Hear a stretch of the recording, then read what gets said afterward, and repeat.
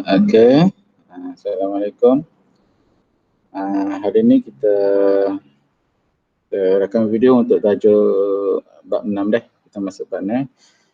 Ni kita tengok tajuk 6.1. Okey. Bab 6 ialah berkaitan dengan pembentukan dan kepentingan batuan. Okey, muka surat teks, muka surat terlindung 70. Okey, 74. Okey, pembentukan dan kepentingan batuan.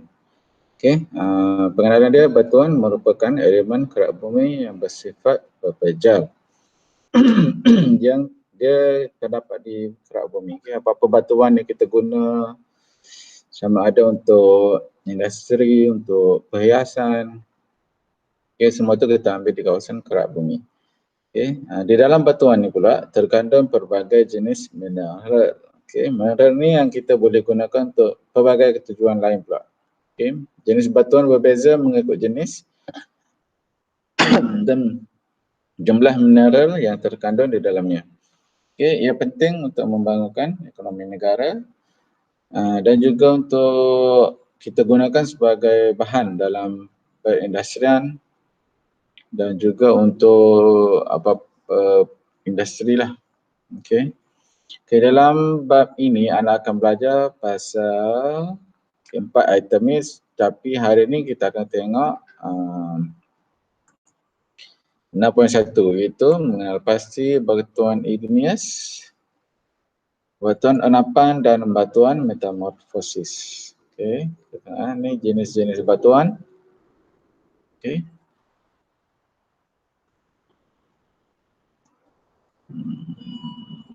Okey. 9.1 jenis batuan. Kita ada 3 jenis batuan. Itu batuan igneous, batuan enapan dan batuan metamorfosis. Okey. Dia 3 jenis ini mengalami pembentukan yang berbeza. Okey. Sama ada di permukaan bumi atau di dalam bumi. Okey. Keadaan ini menghasilkan kepelbagaian jenis, kandungan mineral, struktur dan juga warna batuan. Okey. Dan juga kegunaan pun akan jadi berbeza lah. Okay, batuan igneous, okay, dia terjadi disebabkan oleh proses penyejukan dan pemejalan magma dan lava. Okay, magma dan lava, magma yang terdapat dekat mantel, itu lapisan mantel, okay, dia nak keluar ke permukaan bumi, ke kerak bumi, disebabkan oleh arus peralakan yang berlaku di bahagian mantel tu. Okay. Dia nak keluar sama ada tiba-tiba berlaku gempa bumi atau berlaku letusan gunung berapi. Jadi magma ni nak keluar ke permukaan bumi. Okay. Tapi dalam konteks batuan igneous, dia ada 2 keadaan yang mana dia akan mewujudkan batuan igneous rejahan dan batuan igneous terobosan. Okay, dua jenis batuan ini dia berbeza disebabkan oleh pergerakan magma dan lava tadi. Okay, kita tengok kat bawah dulu. Okay, batuan igneous rejahan dia terhasil daripada penyejukan dan pembekuan magma di dalam kerak bumi. Ini tak ada tubik. Okay, dia nak keluar tapi sama ada disebabkan oleh tekanan dia tak kuat atau juga dia dihalang oleh kawasan di bahagian atas dia, sama ada jenis batuan yang lebih keras jadi tak tembus, atau juga disebabkan oleh mungkin ada kawasan yang kelembapan tinggi jadi dia akan sejuk situ, dia beku kat situ, dia tak ada naik ke sampai atas. Okay, so kita panggil igneous rejahan, dia tak sempat keluar, dia membeku di kerak bumi. Yang kedua kita ada igneous terobosan. Okay, dia terjadi apabila lava membeku secara cepat di permukaan bumi. Okay, ini dia berjaya keluar melalui letusan gunung berapi itu dan kemudian dia membeku di permukaan bumi, di kawasan gunung berapi itulah. Okay, jenis dia Kalau igneous rejahan, gabbro, granit, diorit. Okay. Kalau terobosan, obsidian, pumice dan juga basalt. Okay. Dia berbeza bentuk jenis semua ni disebabkan oleh kandungan mineral dia. Okay. Kita tengok ciri batuan igneous. Okay. Batuan gabbro, ciri dia warna gelap. Dia dari lava base. Okay. Lava base adalah lava yang keluar dari gunung berapi itu ada dua ni, lava base, lava acid. Dan permukaan dia kasar. Okay. Kandungan mineral dia adalah felspar, pyroxene dan juga olivine. Bentuk muka bumi dia daik dan juga lereng curam. Okay. Daik ni dia nak keluar. Okay. Dari bawah dia nak keluar. Bila nak keluar, so dia membeku secara menegak. Okay, itu kita panggil daik. Dia dekat permukaan kerak bumi tu lah. Okay, dia membeku sampai menegak atau corong sikit, itu kita panggil daik. Okay, lava tu tadi. Okay, granit. Okay, warna dia cerah. Dia dari lava asid dan juga permukaan kasar. Mineral utama dia adalah felspar, kuarza dan juga mica. Okay, bentuk muka bumi, kubah kelupasan, pancaran gunung dan juga kawasan tanah tinggi. Kemudian diorit, warna dia gelap, dia dari lava base dan juga permukaan yang kasar. Kandungan utama dia adalah felspar dan juga pyroxene. Okay, bentuk muka bumi daik juga. Okay, kemudian batuan igneous terobosan. Jenis dia atau nama yang pertama ialah obsidian. Okay, ciri dia warna gelap, dia dari lava asid dan juga permukaannya berkaca. Okay, mineral utama adalah ferrum dan juga magnesium. Bentuk muka bumi di lereng curam. Okay, kemudian batuan pumice, dia berwarna cerah dari lava base dan juga permukaan yang berkaca. Okay, mineral utama adalah felspar. Okay, bentuk muka bumi terdapat di tanah tinggi dan juga lereng curam. Okay, basalt, warna gelap, dia dari lava base dan permukaan yang berkaca. Kandungan mineral utama adalah felspar, olivine dan juga pyroxene. Okay. Bentuk muka bumi di kawasan daik dan juga lereng curam. Okay. Okay. Ingat kita ada dua jenis, iaitu igneous rejahan dan terobosan. Igneous rejahan kita ada 3 jenis batuan dan ciri dia. Igneous terobosan ada 3 jenis batuan dan juga ciri dia. Okey. Ni kalau awak ada masa boleh tengok scan QR code ni. Jadi awak boleh tengok pembentukan batuan igneous. Okey, kemudian kita ada batuan enapan. Batuan enapan dia mengandungi fosil tumbuhan dan haiwan. Dia tumbuhan dan haiwan yang telah mati, so dalam kelama-lamaan dia akan dimampatkan. Okay, ada unsur baru yang memampatkan dia di kawasan kerak bumi. Okay, lama-kelamaan mampatan ini akan menjadikan kawasan ini jadi kering. Tumbuhan dan haiwan ni habis hilang cecair dia, so dia akan jadi kering dan proses dia berterusan. Proses ni lama dah, jutaan tahun, jadi dia akan jadi jenis batuan. Okay. Dia makin lama makin keras. Okay. Dia berlapis-lapis. Okay. Dan setiap lapisan adalah mempunyai ketebalan yang berbeza. Okay. Kemudian dia ada 3 jenis batuan enapan. Kita boleh tengok yang pertama jenis kimia. Batuan yang mengandungi mineral yang mudah dilarutkan. Contoh batu pasir dan juga batu garam. Okay, kalau dikenakan cecair ke atas batuan jenis ini, dia akan mudah cair, mudah larut. Okay, gypsum. Jenis kedua ialah klastik. Serpihan batuan yang pecah dari kandungan asal. Okay. Contoh dia gypsum, konglomerat dan shell. Okay. Kemudian kita ada jenis organik. Batuan ini mengandungi fosil tumbuhan dan haiwan. Contoh kat sini ialah batu kapur dan juga batu arang. Okay, kita tengok ciri dia pula. Okay, yang pertama jenis kimia. Batu endapan jenis kimia, kita ada batu garam. Komposisi atau kandungan utama dia adalah halit. Dan bentuk muka bumi di tebing tinggi. Batu gypsum, komposisi dia gypsum, laut dan tasik. Jenis klastik, konglomerat, serpihan batu kerikil dan batu tongkol. Bentuk muka bumi permatang dan juga gunung.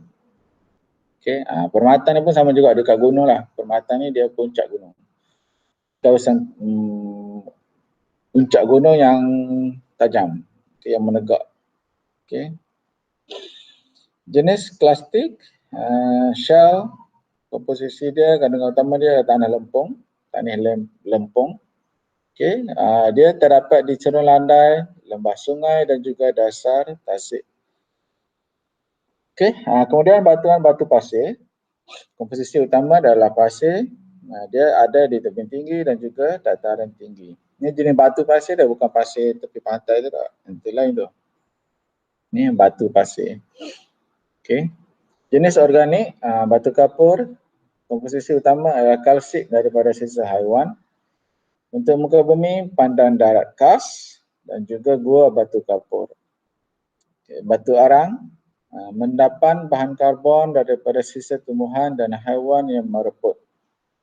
Okay. Dia terdapat di kawasan tanah gambut dan juga pinggir pantai. Batu arang, kalau kita dah biasa sebelum ni kita dengar, okay, batu arang ni kita jadikan sebagai bahan bakar untuk mendapatkan bekalan elektrik. Bahan bakar di loji jana kuasa untuk kita tukar kepada elektrik. Okay, info boleh baca sini. Portal geografi kalau awak scan ni awak boleh tengok perlombongan garam di Habsyah. Okay, atau mana-mana tempat awak tarik je lah Google nak dapat maklumat tambahan. Tengok perlombongan garam atau macam mana garam tu dibina. Okay. Atau macam mana orang nak ambil batu ara ni. Okay. Nak buat proses dia untuk hantar ke loji untuk dapatkan tenaga elektrik. Batu arang ni tak sama macam arang kita guna buat BBQ tu, tu lain pula. Okay, arang kita guna untuk BBQ tu daripada pokok bakau. Okay. Okay, kemudian batuan metamorfosis. Dia terhasil apabila batuan tersebut mengalami tekanan, suhu dan haba yang tinggi sehingga mengalami perubahan tekstur, komposisi mineral dan membentuk batuan jenis baru. Okay. Batuan yang terdapat dalam kerak bumi ni dia memang sentiasa ditekan. Okay.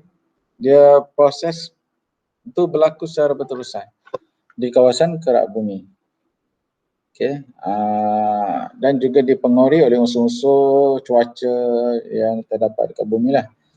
Okay. Dan batuan ini apabila dia mengalami tekanan, dia akan berubah tekstur mineral dia dan juga bertukar menjadi batuan yang baru.